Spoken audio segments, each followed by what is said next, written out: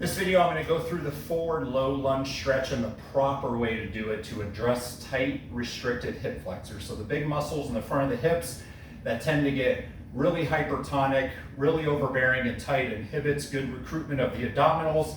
This is very typical of somebody who has got that S posture where their pelvis is tipping forward during that anterior pelvic tilt. They're very tight in the hip flexors, abdominals can't engage and load properly, glutes cannot be engaged and loaded properly. So we're going to start in a half kneeling position.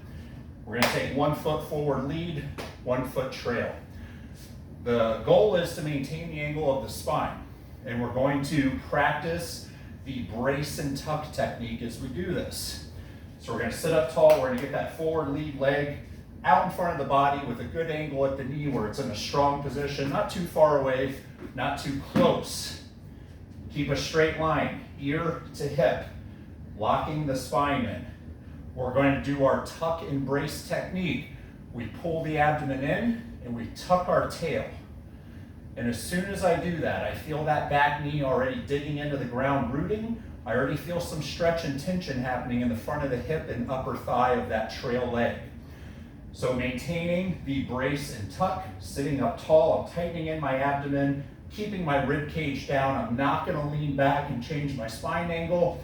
I'm going to slowly lean forward, digging that trail knee into the ground, tucking my tailbone and tightening in that back pocket of the trail leg, tightening in the abdomen, keeping the rib cage down, the spine locked in.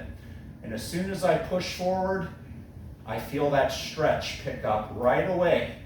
If you don't brace and tuck properly and keep the spine angle, you'll be able to push way forward and not feel much stretch at all. We have to lock in the pelvis by tucking in the back pocket, bracing, tightening in the abdomen, keeping the rib cage and spine locked in, and I push forward little by little and I feel that stretch right away.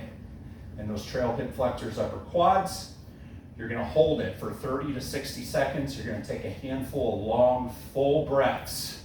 As you hold that, and you're going to continue to try to push forward little by little without sacrificing that brace and tuck technique and that slight posterior pelvic tilt. That is the forward low lunge stretch.